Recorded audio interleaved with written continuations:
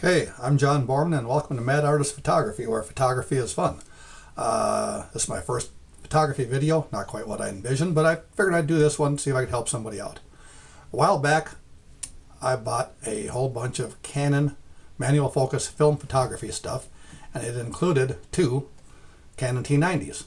This was pretty cool, except both of them had issues.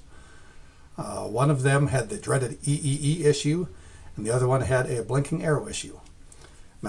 I looked online and I found a hopeful solution to both issues, so this is what I did. Let me first describe the issues. The first one, turn the camera on, and on both of them I was very pleased that the LCD screen came on. There was no bleeding, it was really clean. But the first one, I turned the camera on, and with the lens on, I pushed the shutter button and I'd get the EEE error message across the screen. Turn the camera off, it wouldn't go away. Take the battery pack out, put it back in, it would clear, push the shutter button again, get the EEE. So I figured let's try it in actual shooting mode. So I picked the camera up, held it, and took a picture, and I felt the lens move, and I knew that wasn't good. So looking online, the simple solution was tighten the lens mount down. The second one, which this one has again, I fixed it one time, but it's been sitting for a while and has again. Turn the camera on, and if I push the shutter button, don't know if you can see it, there's a little arrow there by single. I push the shutter button, that arrow starts blinking. And looking online, the solution was, or the issue was, there's a sticky magnet in there somewhere.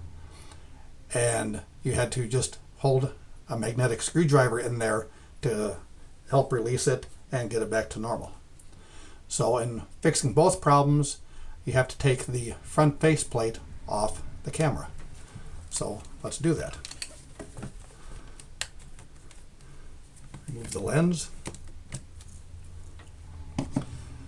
And in doing this, you want to do a few things. First, you want to work on a real nice, hard, solid surface like a desk that I'm working on, or a tabletop. Don't do it sitting on your lap in your favorite easy chair. You're going to be losing parts. When working on it, you want to put a small towel underneath it, a light colored towel, for a couple reasons. One, we're going to be taking some really small screws out, and if you're working on just the bare surface, if you drop one of those screws, you're going to hear it hit the surface. It's going to bounce and it's going to disappear off the face of the earth forever. The other reason being, with a light cloth, if you do happen to drop a screw, not only will it not bounce, but you'll be able to find it easier. You're going to need a good set of small screwdrivers, and I'm using a set like this. I do have one of the inexpensive sets like this. The reason I did not use that, there's nothing wrong with them, but the screwdrivers did not fit the screw heads precisely. You want to use an exact fit on the screws because you don't want to strip them. I'm going to need a screwdriver about this size and a magnet to magnetize the screwdriver. And I've got a small, it's a mechanic's handy piece. It's just basically an ashtray with a big magnet on top. And we're going to drop the screws that we take out and put them in there so they don't go anywhere. You don't want to lose them. So let's first find the right size screwdriver.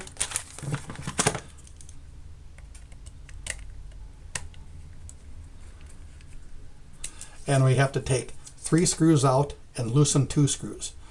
3 screws, they're all on the faceplate. This is the faceplate right here. There's one on top of the lens mount, and there's 2 down below here. We're going to take those 3 out, and there's 2 on the side here that we have to loosen. And we only want to loosen these. The faceplate fits underneath the side panel. All we have to do is loosen it, and the faceplate comes out. If you take these out, this is spring-loaded. The latch for the back itself is spring-loaded. There's parts underneath there. If you take this faceplate off, there's parts that could, may, I haven't taken it off so I don't know, parts that could or may come out that you'd have to reassemble. So let's start by taking these 3 out of here.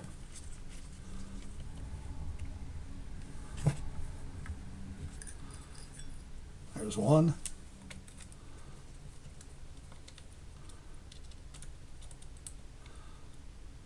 There's 2. Like I said, they are very tiny screws. If you drop them in the carpeting by your feet, you'll never find them again. And there's 3. And this is why I use this little piece, because those screws aren't going anywhere. Now the ones on the side, I'm just going to turn it. There's 1 rotation, 2, 3. Whoop, that one came out. 3 was too much. Put it back in. There's 1 rotation, like 1.5. It's not coming out. There's 1.5. It's not coming out. Let's actually go to 2. There's another half rotation. Another half rotation. They're okay. They're not coming out. Now we need to get a nice small flat blade screwdriver. Kind of pry up this side panel and loosen it a little bit.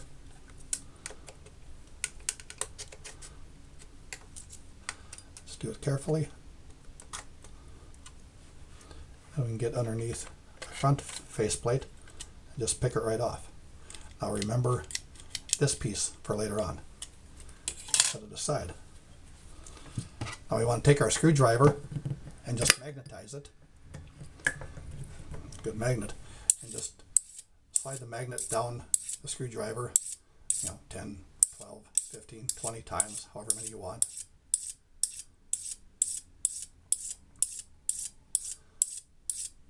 And that should be magnetized. Put that back in there. Make sure the camera is turned on. Turn it on. Press the shutter button. Nothing happens. So you want to put the screwdriver in right here. There's a spring and kind of a little plastic square notch right there. You can see a couple of wires going in down there. Just put it in there. I kind of hold it in that direction. Press the shutter button and it works. Do it 3 or 4 more times. Take the screwdriver out. And now it's working. And hopefully it'll continue to work. The first time I did this, I had to repeat this a whole bunch of times. I would put the screwdriver in and it would work. Take the screwdriver out, it wouldn't. Put the screwdriver in, it would work. Take the screwdriver out, it wouldn't. So I had to keep the screwdriver in, do this for a while. And then finally it would start working without the screwdriver in. I'd leave the camera sit for about an hour, come back, it wouldn't work. I'd have to put the screwdriver in and continue to do it again. And do this on and off and on and off until finally it would work normally. Now the other issue with the EEE error, now mind you this is probably only one of the things that caused the EEE error, on that camera was a loose lens mount. These screws were loose, which caused the lens mount itself to move. I tightened these screws down. In fact, while I have this off, I'll just check these.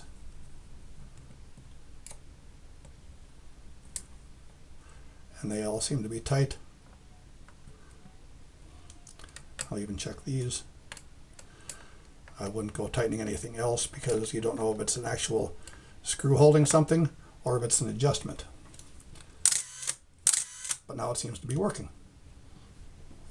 So now we can reassemble it. We can put it back on. Make sure this is the depth of field preview slide lever. Make sure it's pushed to the right as we're looking at it here.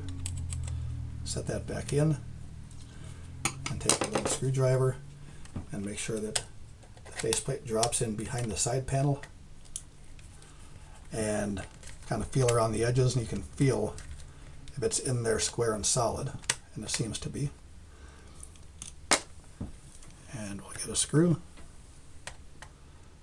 Again, tiny screws, be very careful. And we'll start putting them back in.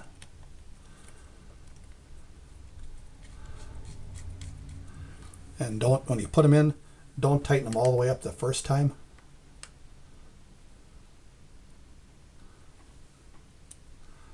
You want to get them in and make sure the threads are all in properly before you snug them down.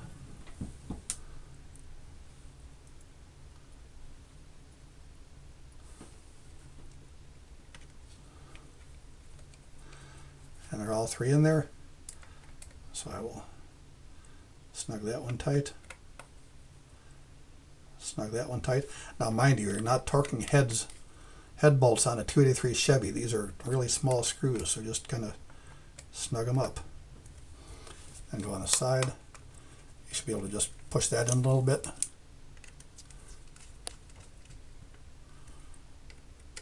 Tighten these back down. And it works. And we'll put a lens on it. Turn it off. Turn it on. Okay, it's on program mode. Turn it off. Turn it on. And we are on aperture value at 5.6. Let me change it to shutter priority, 1/125th of a second. Put the lens in automatic mode. And now we have another working T90. The issue with this being that if these cameras sit for a long time, not being used, the magnet in there somehow or another sticks to something or another. I don't know all the technical stuff, pardon my something or other technology. But that just releases the magnet and gets it unstuck, and it works again. And hopefully it'll work, continue to work. I hope maybe you have a T90 and had this issue that this resolved it for you. It was a real simple fix. I was very happy that I could do that because the T90 I think is a great camera. You can pick them up really inexpensive, and if you can pick one up inexpensive enough that has one of those errors and you can fix it that simply, hey, go for it. So I hope any of you that have a T90, I hope this helped you, and I hope you have a working T90. Thank you very much for watching.